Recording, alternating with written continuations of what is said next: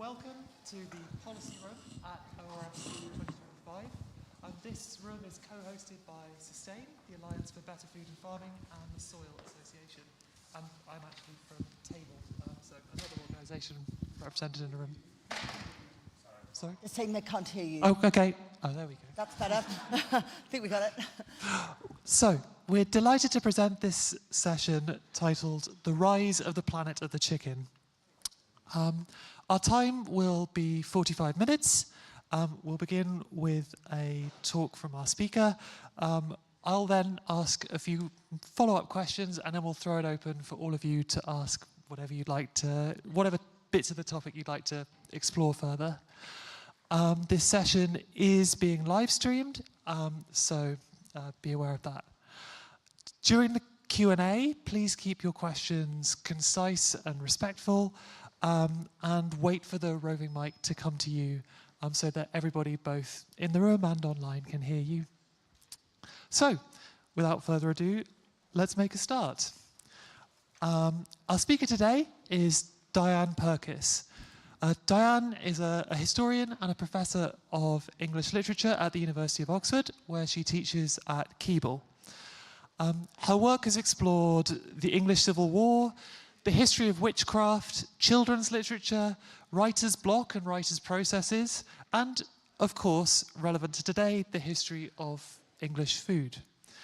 Her wonderful book, English Food, A People's History, was published in 2022, and I really would recommend it to anyone who'd like to have their eyes open to the kind of diverse and weird and wonderful history of foods eaten in this country that maybe we've forgotten.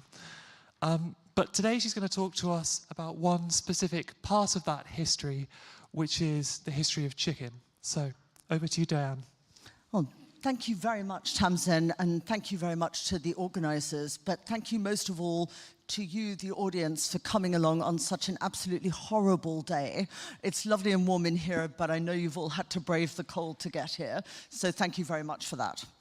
I'd like to start with a personal story of my engagement with chicken, but I'd like to lead from that into the history of the rise of the planet of the chicken, because I began to write food history, and indeed the history of everything I've written, the Civil War, witchcraft, because I believe that if we want to change where we are, our first step should always be to try and understand how we got here. It's very difficult to change the now without some comprehension of the causes of the now. And I've found that food history is very subject to misapprehensions and shibboleths and prejudices. So I was hoping to uncover the real history of English food rather than the kind of thing you read in the papers. And for me, it's been an exciting and very surprising journey. I'm hoping to take you on a small part of that journey, and also to take you through, initially, my impetus for having a whole chapter on chicken in my history of English food. I don't have a chapter on roast beef. I do have a chapter on chicken. And that basically is the thrust of what I'm going to be saying to you today. So I'm going to start with a story about being a member of a college senior common room. "You don't eat chicken?" said the chef, "but everybody eats chicken." I saw his point. For religious reasons, some people don't eat beef, others won't touch pork, but chicken was regarded as neutral. Chicken seems like a default, a kind of conceptual culinary ground zero in college catering. Curried chicken, chicken salad, chicken with rice, chicken jalfrezi, chicken with wild mushroom sauce, chicken as background, anything else as foreground. But for me, that white piece of paper on which the college chef liked to scribble his sauces had stopped being neutral, because I had come to know chickens personally and individually, and I'm hoping there are chicken keepers in the audience that will be able to bear out some of what I say. Since 2008, my family and I have owned chickens, a flock of around 30 or so hens, of whom our chicken Ginger, all our chickens are named after Hollywood stars of the Golden Age. So this is Ginger Rogers, the chicken. Think of her as that. She was the most solitary of all our chickens. As our flock began to expand, we noticed that Ginger, above all, kept finding ways to escape from the enclosure, which is a solid square enclosure with lots of space for scrabbling and scratching and tons of space per chicken.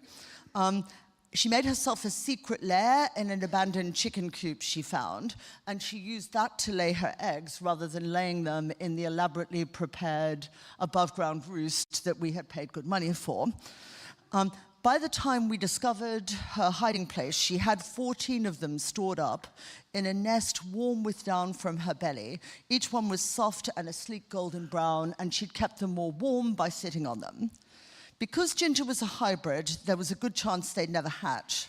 So I'm afraid when we found them, we took the eggs and ate them. And I don't think she ever forgave us. She continued to wander, searching for a place to lay her eggs that was safe from us and our intrusion. For the rest of her life, she escaped daily from our garden, which is about 1.5 acres, and set out determinedly for the nearest market town. We could never work out what she wanted. We kept having to improve the fencing because she could locate gaps far smaller than her own body and squirm through them. She wasn't foraging because she went the same way every day over pavement at her best speed, always sticking to the paved surface, as if trying to make her best speed for the whole journey. Once I met Ginger, I struggled to think of chickens as skeletons carrying around usable protein, and began thinking of them as beings like a dog or a cat or a pony, the kind of being that you're uncomfortable eating because you get the sense that it might be more similar to yourself than you had previously believed. Now, this puts me at odds with the majority of eaters in the UK, as the college chef noted. Every day, Britons consume 2.2 million chickens. Yep, that's every day. That's around 1 billion chickens a year. The country has 800 chicken megafarms, of which the biggest can house more than 1 million chickens. Industrialized modern chicken farms allot each chicken less than 12 square inches. Ginger was not satisfied with having a whole acre of our land that she shared with only 29 other birds. So, these are the signs of Planet Chicken. How and why did it happen? We knew it was coming. Chicken as a quick, convenient, and manufactured kind of protein appears in dystopias as the food of the future from the post-war era. And my favorite is a book called The Space Merchants from 1952, in which the whole world is fed from the flesh of a single bird called Chicken Little, a gigantic blob with a beating heart who lives underground and is endlessly carved to make meat products while it still lives. I think with some of the worst battery farms in the Wye Valley, we may not be as far away from Chicken Little as we'd like to be. The modern domestic chicken, as I'm sure many of you know, is descended from a jungle fowl, a territorial, ground-dwelling, non-migratory bird. They are powerful, short-range flyers. They roosted in trees to escape predators at night, but they were themselves omnivorous, and perhaps might look to us more like dinosaurs than fat, pillowy hens from Christmas cards. Our own chickens, loving and affectionate to us, were capable of terrific levels of violence towards one another and also towards other animals they considered a threat. When one rat tried to steal their corn, they hunted it down, killed it, and devoured it. You probably know this if you keep chickens, but they're omnivores. They don't strictly eat corn, and they're quite enthusiastic, we found, about roadkill. Indeed, one of our challenges in keeping them off the road near us was their attraction to dead badgers. Why did we get to Planet Chicken? Well, the first to introduce the chicken to British cuisine were the ancient Romans. They began to take chicken out of its habitat and turn it into a choice sacrificial bird through one of the favorite religions of the Roman armies occupying Britain, and that was the worship of Mithras.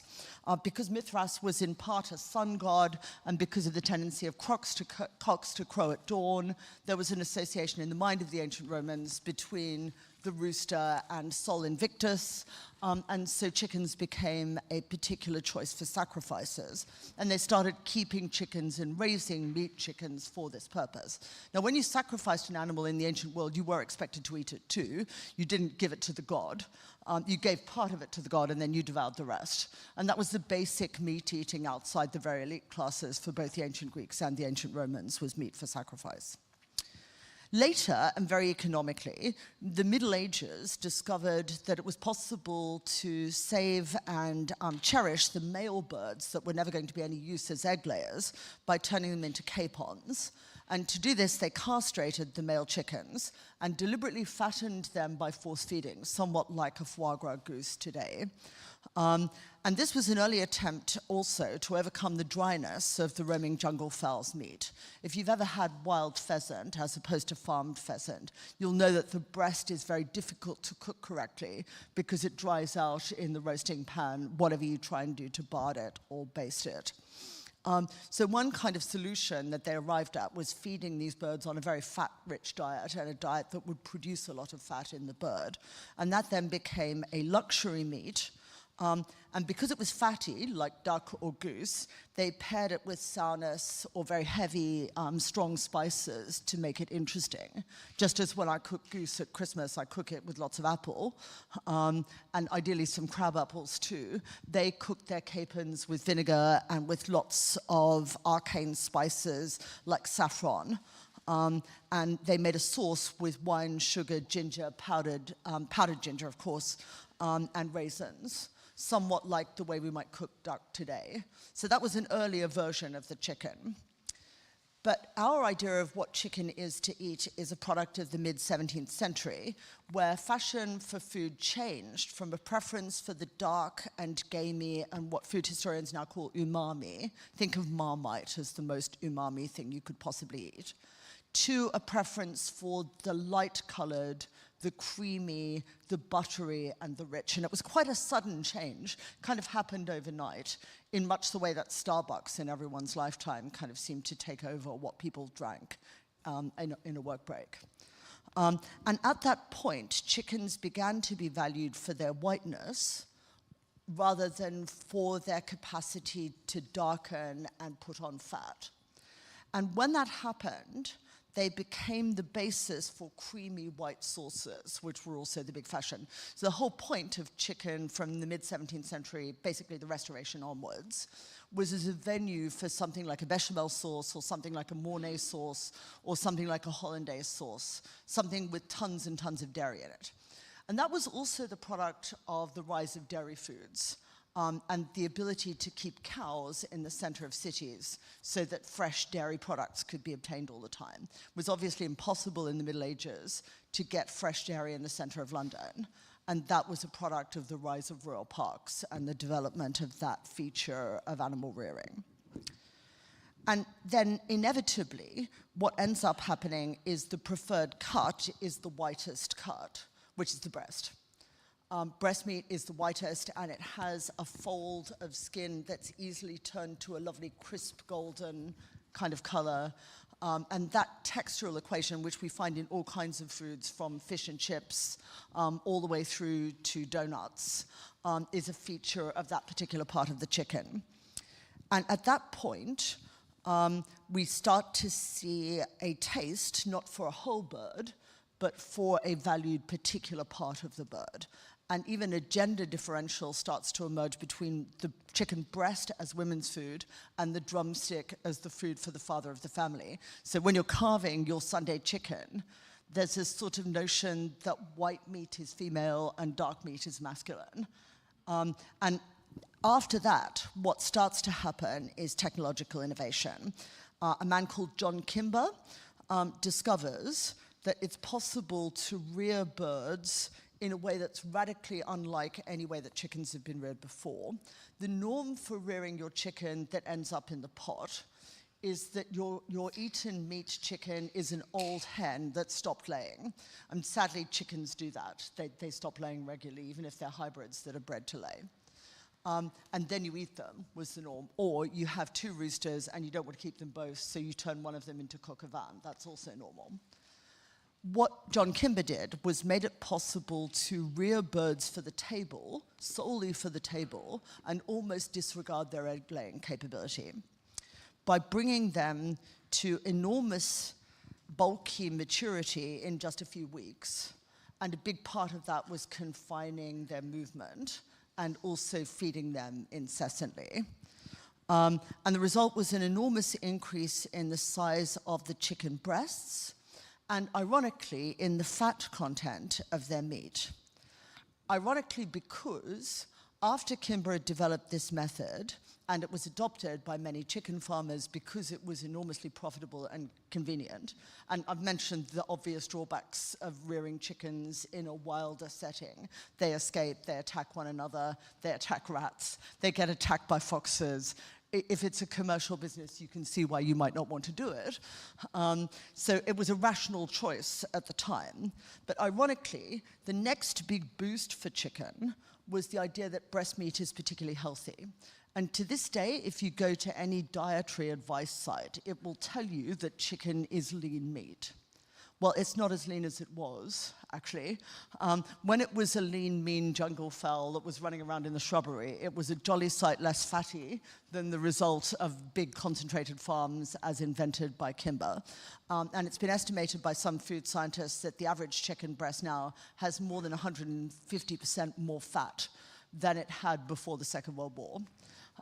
So when we think of it as lean, it might actually not be as lean as all that, and it might actually not be particularly more healthy than the chop or sausage or steak that it's basically replaced in our diet.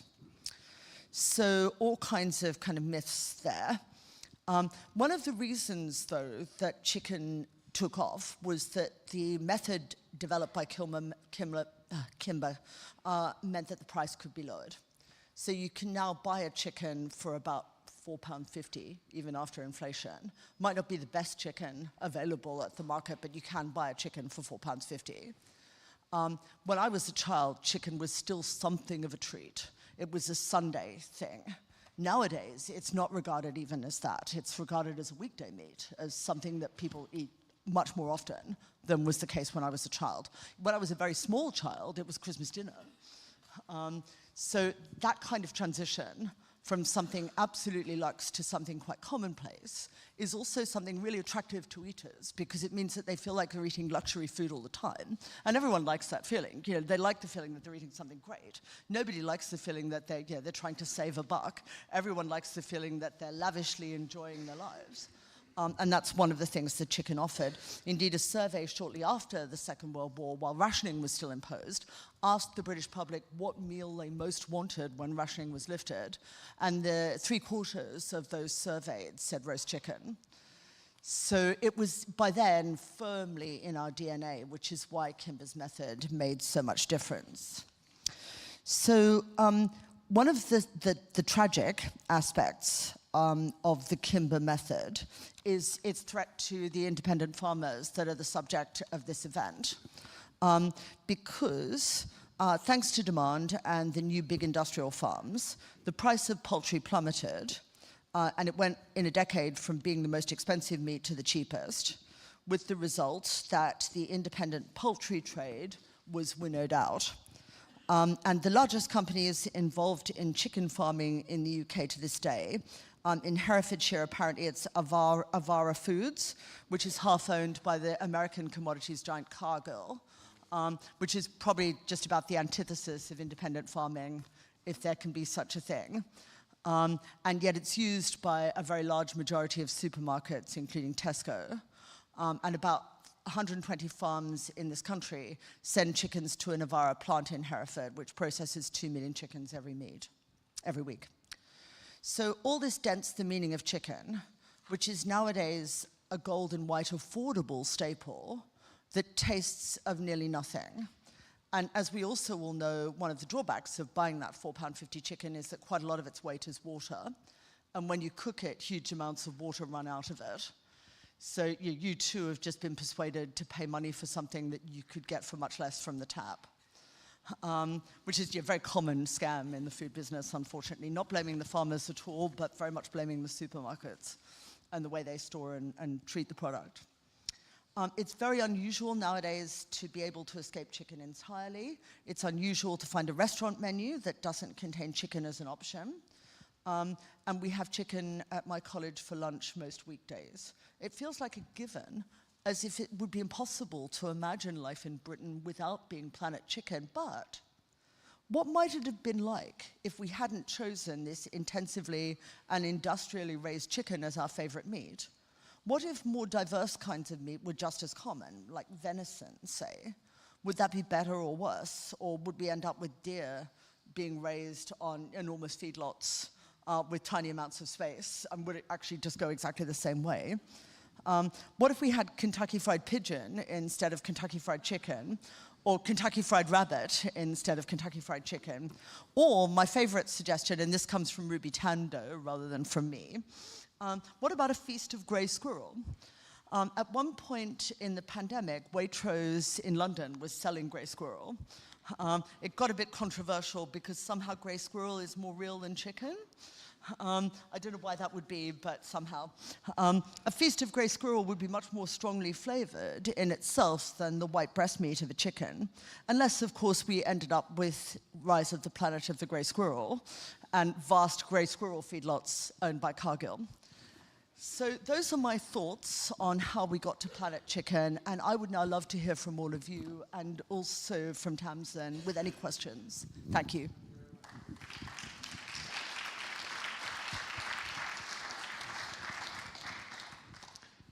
Thank you so much, Diane. That was, really fantastic zoom around this topic.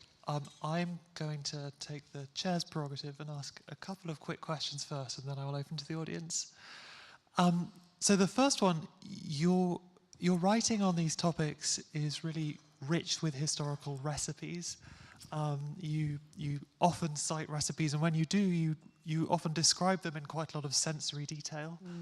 So I wondered, does recreating and trying historical foods form part of your process of exploring these topics? God, yes. Yeah, and also, have any of them found their way into your everyday diet? Great question. Okay, I have a slight grumble to make. Very many food historians never try the recipes. They kind of basically work from books, but I've found that it's impossible to work out what the food would be like without trying to make it. And not sure if everyone knows this, but recipes in medieval cookbooks aren't much like the kind of thing Nigella Lawson writes. A very standard kind of recipe would go something like, take chicken and add to it flour enough. Stop. and serve it, and then bake it, and then serve it forth. You're meant to know. For what it's worth, this kind of makes sense to me because I learned to cook from my grandmother, who was... she was very close to illiterate, and all her cooking was not from recipe books, but from what her mother had taught her.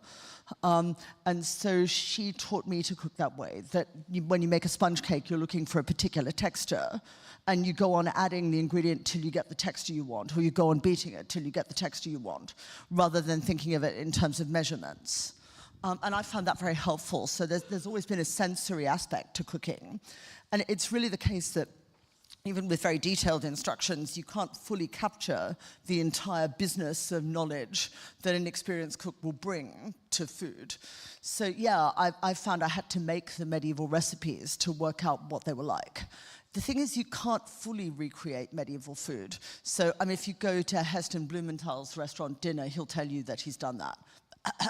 Bit of a problem here because he's not using medieval ingredients, which are not at all the same as modern ingredients. And I'll give you one quick and cheesy example. Protein content in flour. If you go and buy a bag of, quote, plain flour, unquote, it will be at least partly flour from the American wheat belt, which is hard wheat.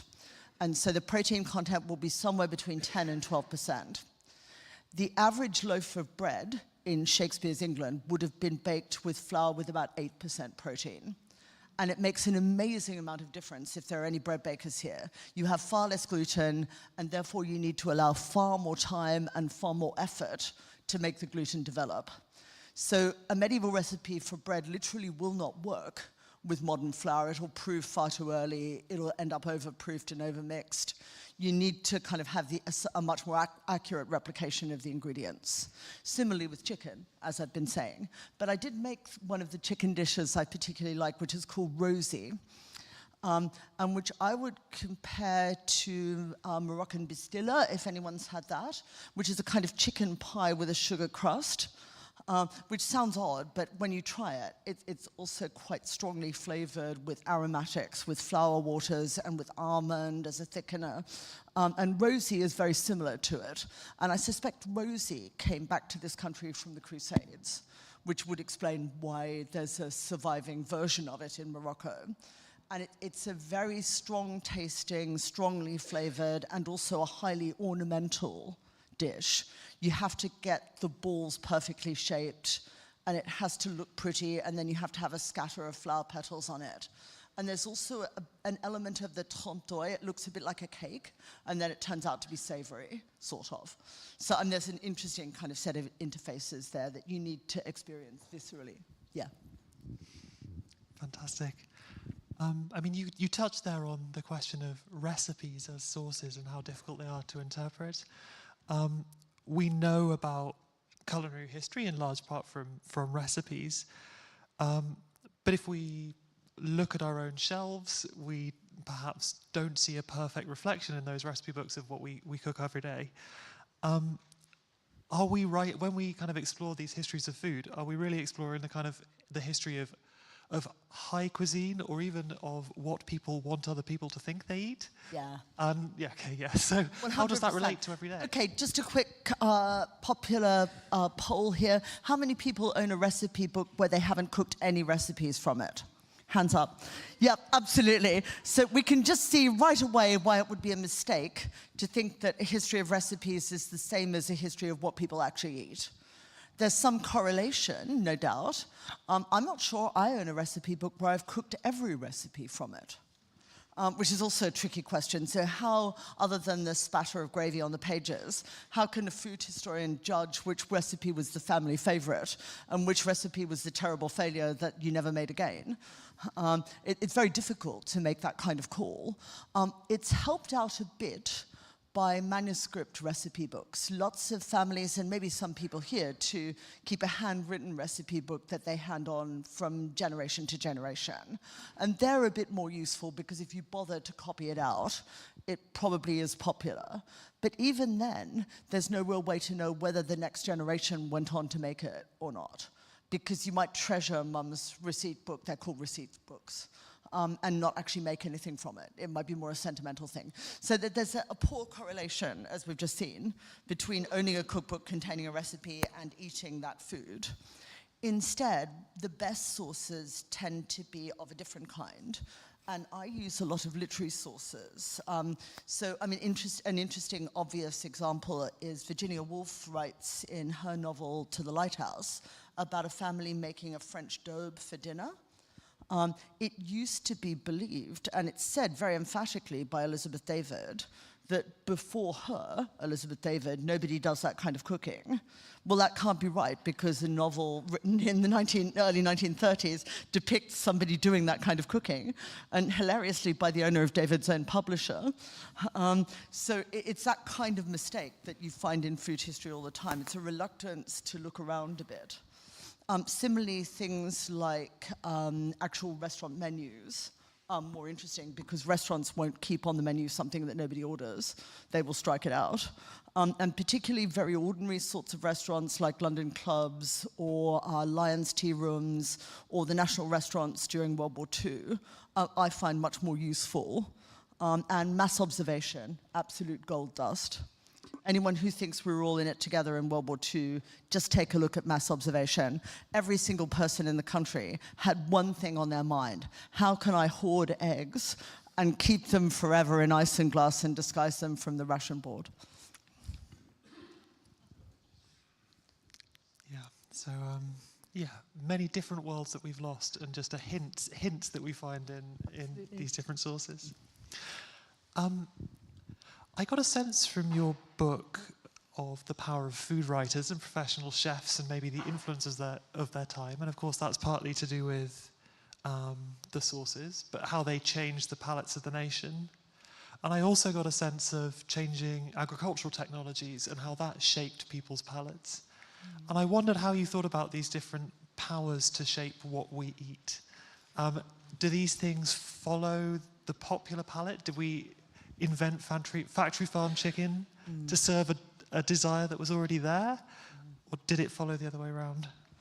I think it's complex, and I realize it's a bit of a weasel answer, so I'll try and be less weaselly. What often happens is that there's a food desire, like chicken was popular before the invention of mass chicken farming. And then a method of farming or a method of preservation or a method of cooking and preparation is created because of that desire and then feeds that desire and makes it, typically in my lifetime, more universally available. There's an opposite pressure too, though, which is that virtually, the weirdness of food is that virtually anybody can for a day eat better than the king. That you can't do it for 365 days a year, but in France and in Italy, you often find people saving up to have a 3-star Michelin meal once a year. You can't really do that with very many other aspects of life. I mean, you can't have a couture dress that any person can save up for. You can't have a really elite car that every person can save up for. But everyone can have a really elite meal once a year. And so it has this kind of fungibility that's unusual for status indicators.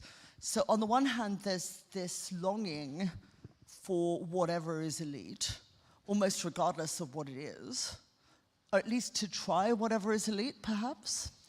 And then at the same time, there's an equal and opposite longing for whatever people want to be available to everybody equally.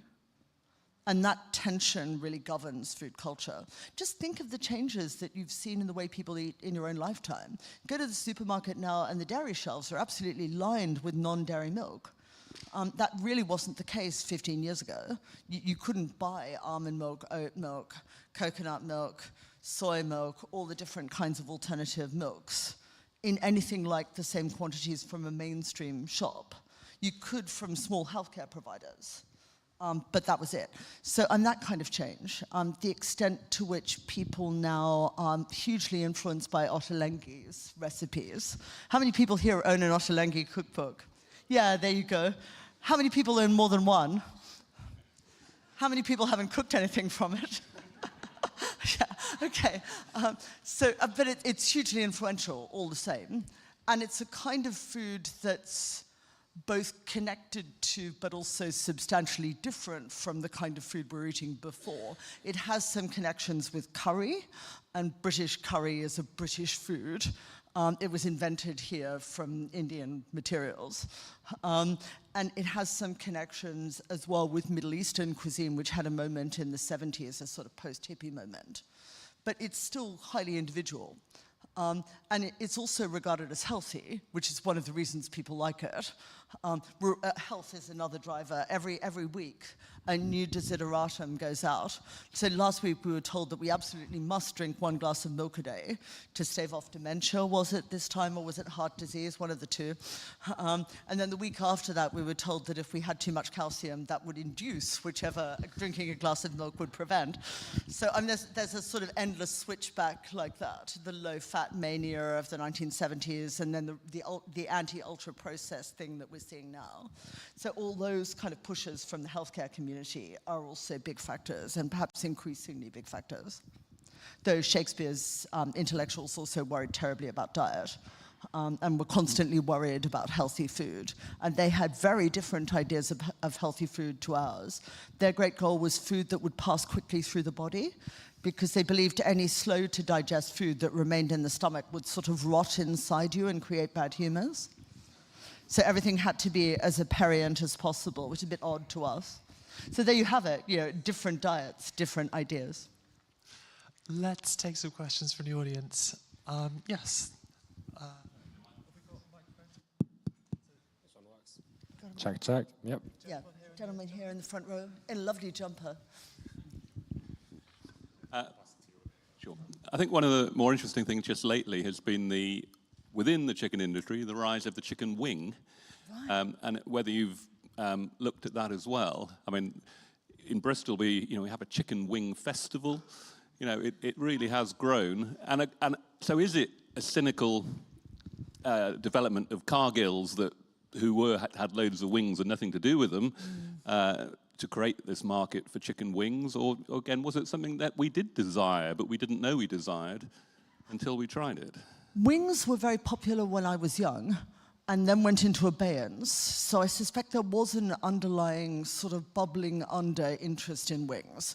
But I'm guessing, because I've never attended the festival, is it very influenced by Asian street food, the kind of wings on offer? Because wings are huge in Asian street food. West Indian also, yeah, that would make sense. So this is then to do with the recognition in other food cultures of the value of parts of an animal that haven't been highly valued in our own food culture. I'm looking forward to the Chicken Feet Festival. Can we have that? I'm a very big fan of nose-to-tail eating, but not really because I'm particularly welfare-oriented in general, but because I think it's so wasteful. I greatly dislike waste, and the idea that parts of a bird or a cow are thrown away is icky and stupid, and I don't like it. So I'd like to see the rise of chicken feet and chicken feet stock and chicken feet materials. And can we have more sheep head soup, please? So yeah, I'm a big fan of the Chicken Wing Festival. Thanks. Oh, sorry, I've got the microphone. I'll pass it on.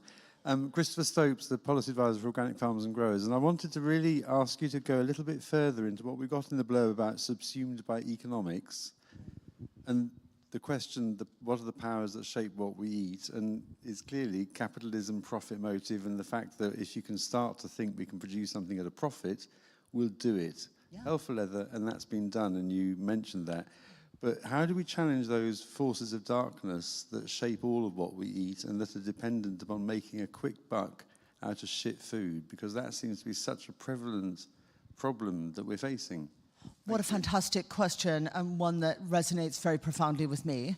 And the answer is it's not easy. Because on the one hand, yeah, you can go around saying, as very many food writers do, you should really only eat organic, free-range chicken that's raised in perfect and humane conditions. But yeah, what you're basically saying is you should earn more in saying that, or you should spend more of your money on food. Down the centuries, another driver, as well as the health food people, have been the very unattractive figures of the experts. And I have a story of the experts here. It's not about chicken, I'm afraid, but I will come back to chicken. A very well-meaning group of women tried to address poor diets in the slums of northern cities like Manchester by encouraging women who worked in factories and had husbands and children to serve their husbands and children porridge instead of bread. By that stage, people who worked in those big industrial towns were basically eating bread as a snack food in the way that people might now eat crisps as a snack food. So children, and we also know this from the Second World War, were going up to their mothers and saying, "I'm hungry," and the mother would give them what was called a piece, which was a quarter of a slice of bread. Now, obviously, the bread wasn't very high quality, and the well-meaning experts said it would be much better if the family had a lovely bowl of porridge that would sustain them through the day in the factory, and then they wouldn't need to snack on below par, substandard food out of which big, nasty giants are making a profit. But there were two enormous problems. One, the poor families didn't own a saucepan in which to cook the porridge. Very often, nutritional advice sort of floats free of the fact that you have to buy equipment. For what it's worth, and without sounding too much like Lee Anderson, I have lived on benefits myself, and I know perfectly well that that's the main problem. You can't actually sort of suddenly transform your diet if you don't actually have the equipment to do it. And I was 18 years old, so I didn't have any equipment at all. I had one saucepan and an electric fry pan, and everything had to be made in those. So yeah, for what it's worth, you can't make a large pot of porridge for a family in a saucepan which will only hold a couple of pints. Second problem, and this is a huge driver for food history, which I write about at length, and this is your commercial point again, but much further back, is fuel. Where are these families going to get the fuel to cook a pot of porridge for 4 hours on a stove, and who's going to supervise it? Well, in those days, there weren't instant oats or quick oats, so you were starting from what we would nowadays regard as sort of hulled grain, and it had to be cooked long and slow. So it required somebody to supervise it for 4 hours on a small, wonky stove, and it required fuel to keep the stove burning for 4 hours. not really going to happen, not really going to replace the peace. So what I guess I'm saying here is that capitalism doesn't just bear down on the person at the point where they're buying the industrial chicken or at the point where they're rearing the industrial chicken. It bears down on every choice they make, and it constrains every choice they make. So what we therefore need to ask is, what would enable people to make better food choices? What do we need to put in place to make it possible for people not to just hand out a quarter of a slice of bread, but actually to make a pot of porridge? So the answer would be we need to make sure they have access to fuel, and we need to make sure they have saucepans. So, I mean, I know that's a bit of a roundabout answer, but that is my answer. I think one of the big factors here is the loss of food traditions in families.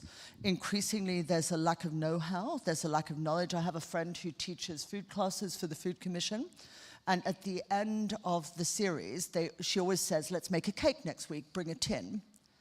Well, imagine the tins they bring. People bring in rinsed out beer cans. They bring in tins of cat food that they've scrubbed out. Nobody really understands that cakes get made in a cake tin. Instinctively, we take it for granted that they do, but actually that's knowledge that we possess that not everyone has. So that's also an answer, that the quick system of food deprives people of the know-how they need to change the system of food. Hope that's not too Jeremiah-ish, but yeah, we're starting from here, and that I think is the answer. It would be great if actual home economics were restored as teaching in schools. Food science is great. I'm not eliminating it. I'm not saying it's not important, but it's part of the big industrial capitalist way of thinking about food. What I think we actually need is a much more sort of hands-on, basic kind of thinking that would probably include a bit of vegetable growing, or at least raising a few herbs from a windowsill, just to give people a sense of where food comes from.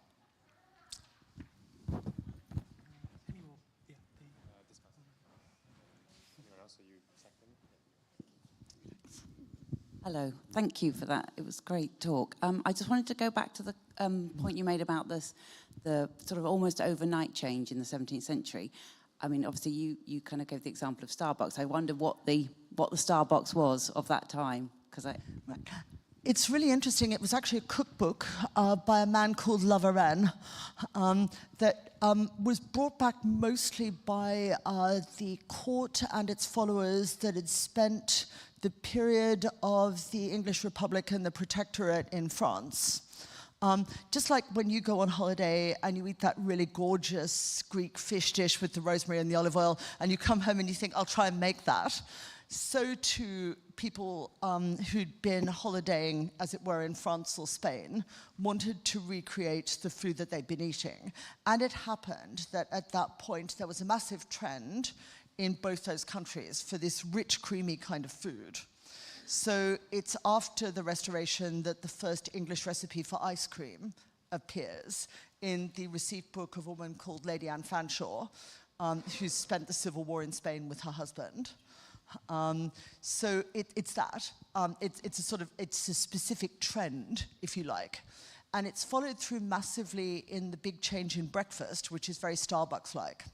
So before the Civil War, the standard English breakfast is a hunk of meat or cheese and some real ale.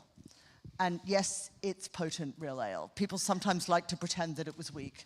It really wasn't. A group in Ireland actually followed, this is me and recipes again, a group in Ireland actually followed the medieval recipe, and that stuff would have laid you flat. But they had it for breakfast every day. After the Restoration, that switched around completely with the growth of big bureaucracies associated with the Naval Office and the Civil Service in London, and people started having coffee or chocolate for breakfast with a sweet pastry called a wig. And it would suddenly look to us like the kind of thing we might have for breakfast in an urban context. But that happened in the same period in about 10 years. When food culture changes, it changes very fast. That's both bad and hopeful for your question. Yeah. Yes, absolutely. Let's change fast. Thank you. That was fascinating. I've got one really quick clarification, which was you mentioned a decade in which the price of chicken went from the most expensive to the cheapest. I was wondering which one that was. And then secondly, I was fascinated by the thing you said about parts of the chicken and the gendered kind of split back in the 17th century. I was wondering if you have studied the gendered nature of the growth of the chicken planet through time, and particularly recently. I'm thinking of kind of George Foreman and the lean, mean grilling of chicken breasts, and a housemate I lived with who was pumping iron and filled his half of the fridge with chicken breasts like entirely. And I was wondering if you'd looked into kind of gender and chicken maybe more recently in time. I think there's a great little doctoral thesis brewing over here. I think much more could be done about the relation between gender and food, because it's so salient. And I could go on and on about this. The quick example I'm going to give is, in most households, it's understood that the breadwinner, or the breadwinners if there's more than one, should have the best food. And the classic instance of this isn't chicken, but fish and chips. When urban families, ate fish and chips a lot, which they did from about the middle of the 19th century to the middle of the 20th, the norm was that the breadwinner would have the fish, the children would have the chips, and the mother would have what were called the crispings, which were the bits of batter that had fallen off the fish into the fryer. So you can see who was getting the most nutritious diet there. Now, in a way, that's hard-nosed practical, because nobody could survive or thrive if they weren't bringing in money, if somebody wasn't bringing in money.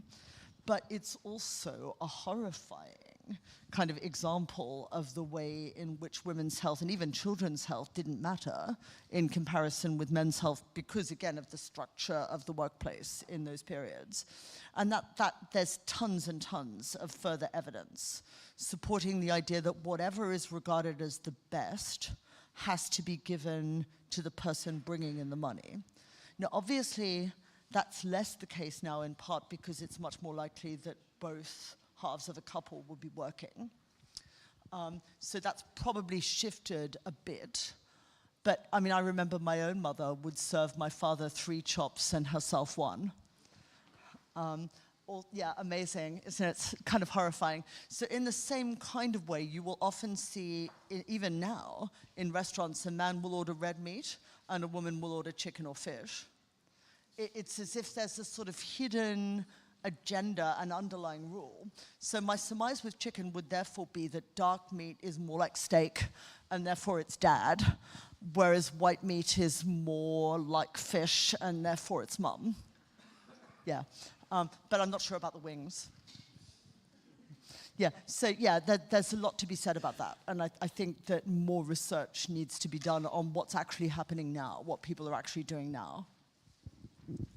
Well, that's all we've got time for. Oh, So, I was so enjoying your questions. Thank you for them. Yeah. but yeah.